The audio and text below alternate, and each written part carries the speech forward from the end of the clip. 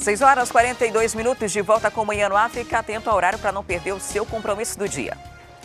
E Manaus tem a 15ª cesta básica mais cara do país. E olha que no acumulado do ano houve uma redução de 12%. Apesar da queda, o valor do produto ainda representa uma boa parte da renda de quem ganha apenas um salário mínimo.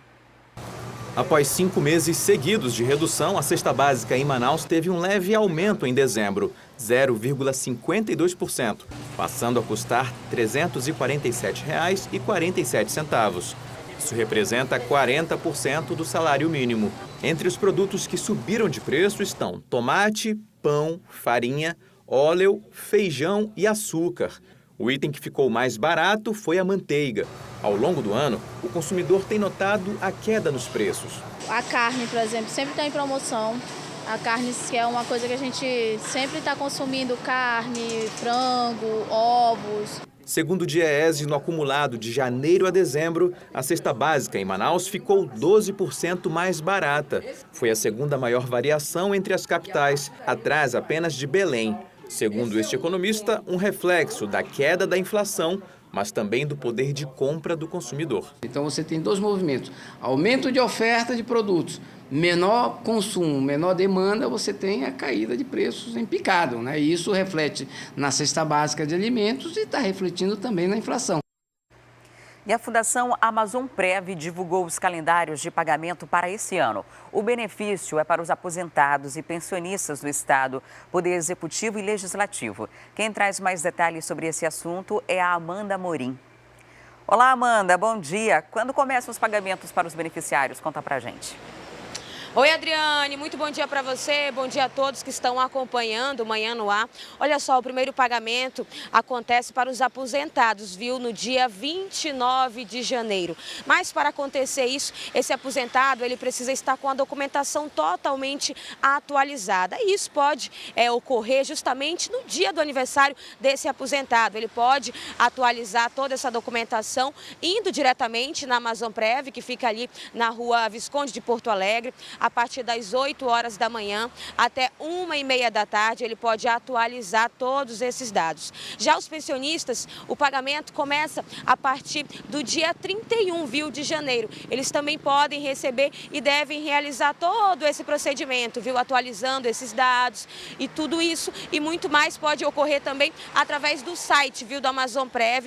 Esse aposentado, ele pode entrar lá e atualizar toda essa documentação através da sua identidade e do CPF também. Já para as pessoas que estão no interior, Adriane, é necessário realizar essa atualização através da SEDUC, viu, no próprio município. Esse aposentado, esse pensionista, ele pode se dirigir até uma SEDUC do seu município e realizar toda essa atualização. Eu tenho aqui o calendário de como é que vai funcionar todo esse pagamento, viu? No dia 31 de janeiro ocorre o pagamento para os pensionistas, no dia 31 de janeiro, no dia 28 do 2, né, que é em fevereiro, acontece também para os pensionistas. Março também acontece para os pensionistas no dia 28. Em abril ocorre também para os pensionistas no dia 30. Em junho no dia 29. Já para os aposentados acontece em janeiro, como eu citei anteriormente, dia 29. Fevereiro, dia 26. Em março acontece também para os aposentados, viu? A partir do dia 26. Em abril ocorre também para os aposentados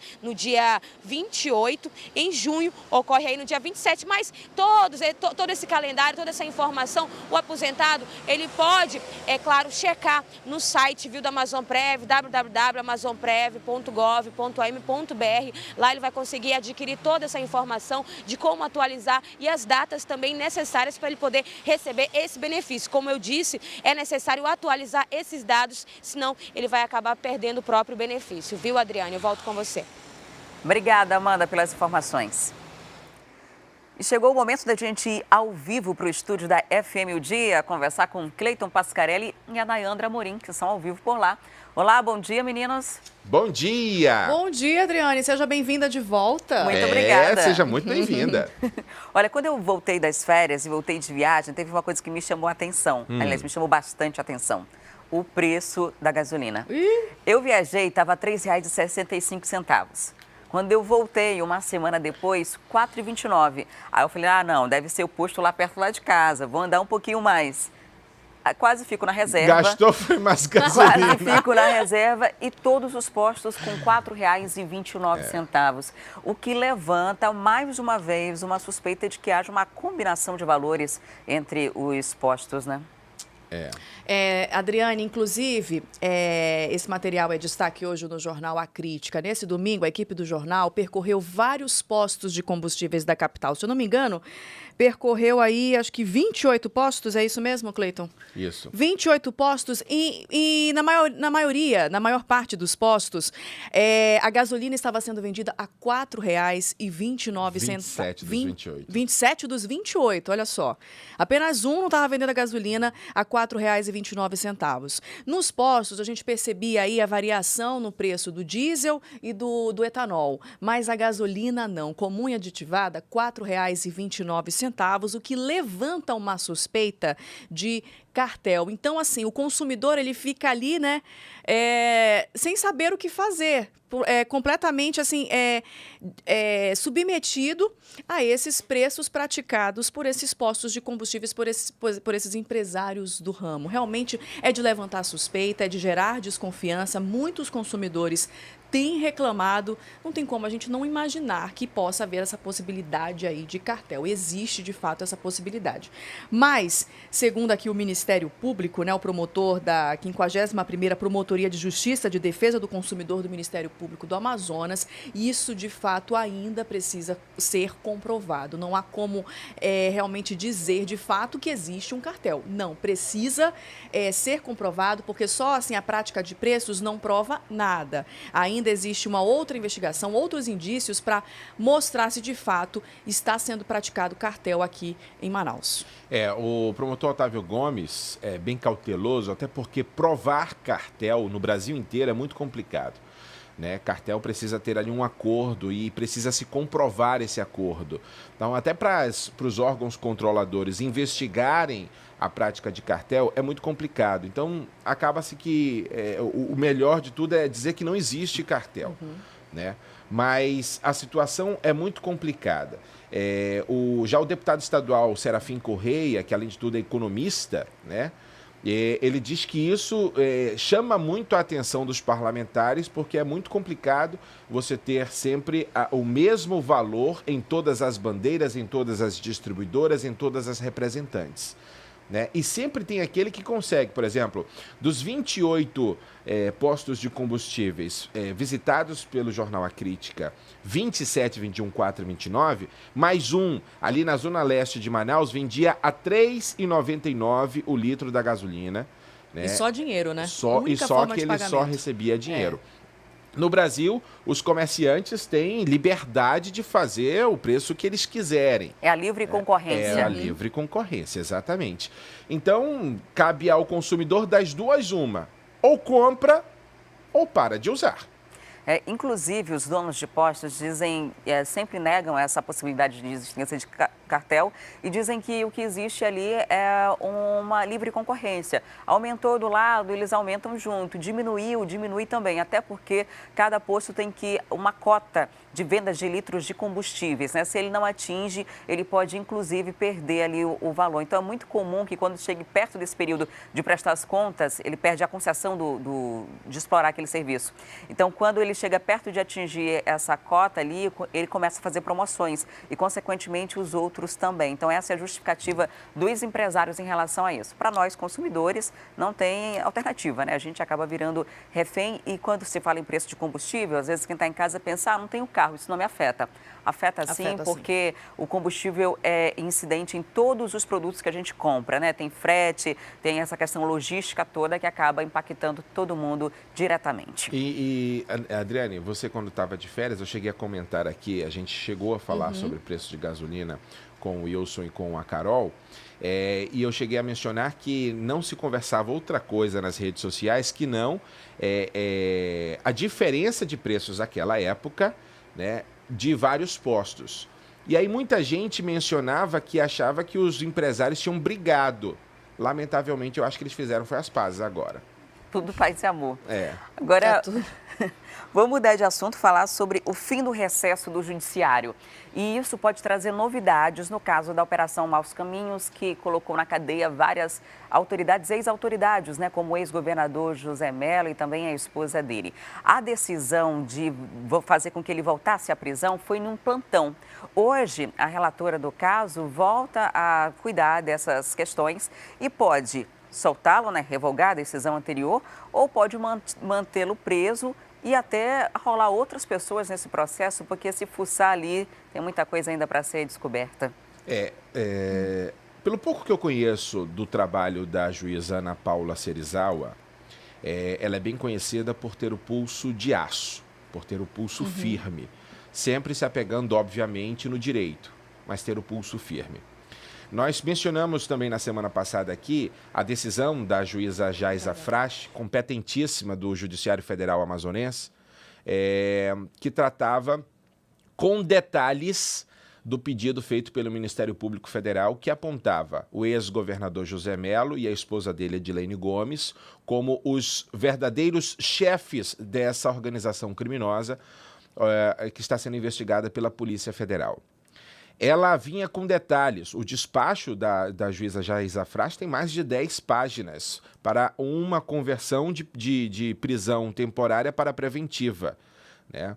E lá, inclusive, muita gente no meio jurídico nesse fim de semana comentava a respeito disso nos grupos de WhatsApp, enfim, nas rodadas de conversa a respeito dessa decisão, porque foi uma decisão de plantão e as pessoas estão muito acostumadas a uma decisão de plantão ser uma decisão simples.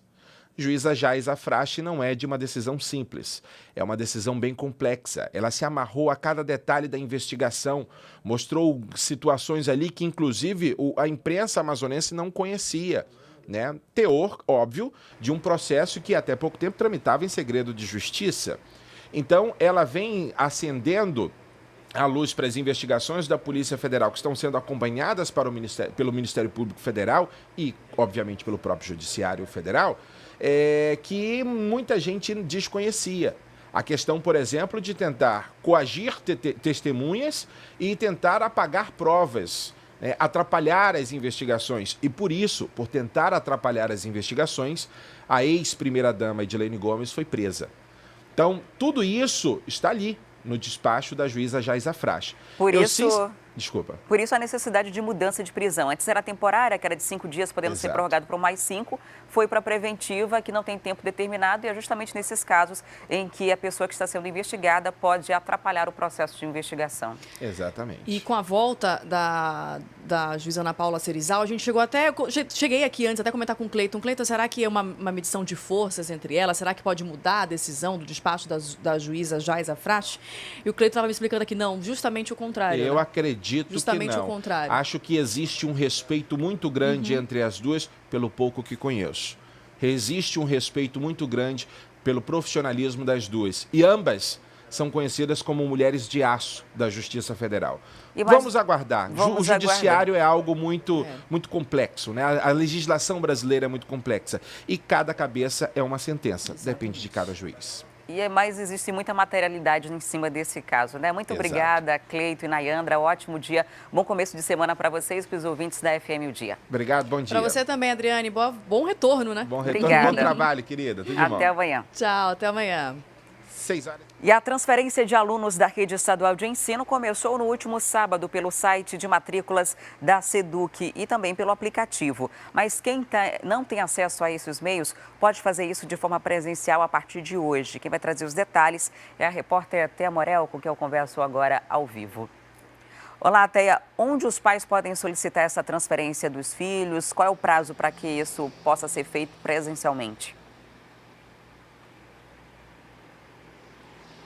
Olha, essa transferência ela precisa ser feita na própria escola, viu, Adriane? Foi dado pela Secretaria de Estado de Educação o prazo dos dias 6 e 7, já começava no dia 6, para aqueles pais que teriam acesso ao aplicativo ou ao site matrículas.am.gov.br. Dentro do site, já a partir de 0 hora do dia 6, os pais poderiam fazer a solicitação da transferência de escola do filho.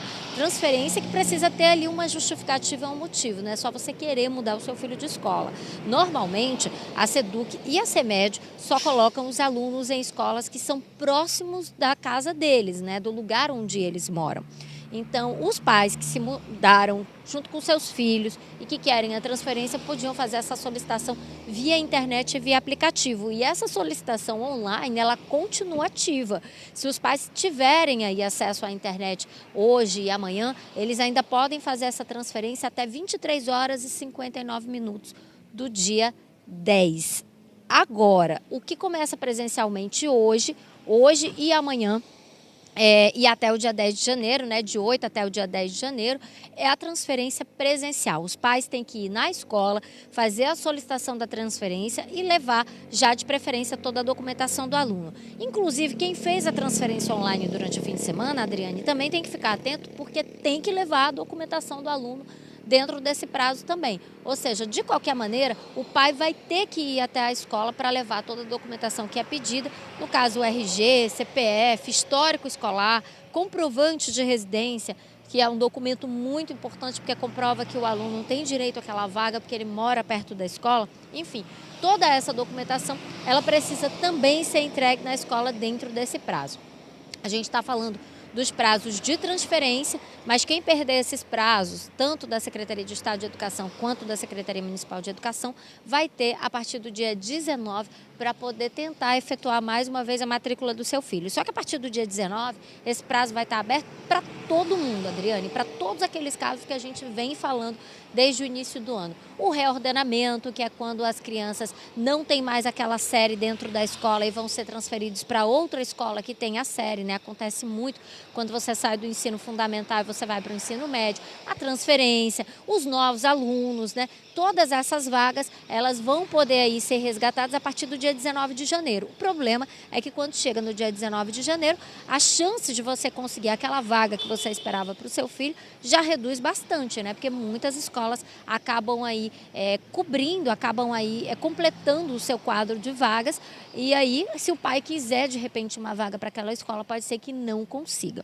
Então, quem for tentar a transferência, fique atento para esse prazo, vai até o dia 10 de janeiro, vai até o dia 10 de janeiro no site, mas também vai até o dia 10 de janeiro presencialmente, e isso para os pais já levarem aí a documentação dos seus filhos. Para quem fizer a transferência no dia 10 de janeiro, ali no último prazo, às 23 horas e 50 minutos, né? Os 45 do segundo tempo, como a gente chama na gíria. Quem fizer no último prazo, é dado, tanto pela SEDUC quanto pela CEMED, um prazo de 2 dias úteis para entregar a documentação na escola. Mas tem que ir na escola de qualquer maneira, de qualquer jeito existe o aplicativo para facilitar e evitar as filas, mas tem que ir para a escola de qualquer maneira. E aí as secretarias dizem que não tem fila, a gente até agora também não conseguiu observar essa grande constante de filas, mas talvez agora nesses dias algumas escolas tenham ali a presença dos pais mais forte, né? Pegando fila, ficando de madrugada. Não precisa chegar de madrugada, porque o atendimento é o dia inteiro, vai até às 17 horas. Mas, de qualquer maneira, é bom se preparar, porque é sempre uma grande corrida fazer a matrícula do filho na escola pública. Tá certo, Thea. Muito obrigada pelas informações. E agora a gente tem mais informações sobre o trânsito. Vamos ver onde o nosso drone está sobrevoando. Nós estamos aqui na Alameda Cosme Ferreira, né?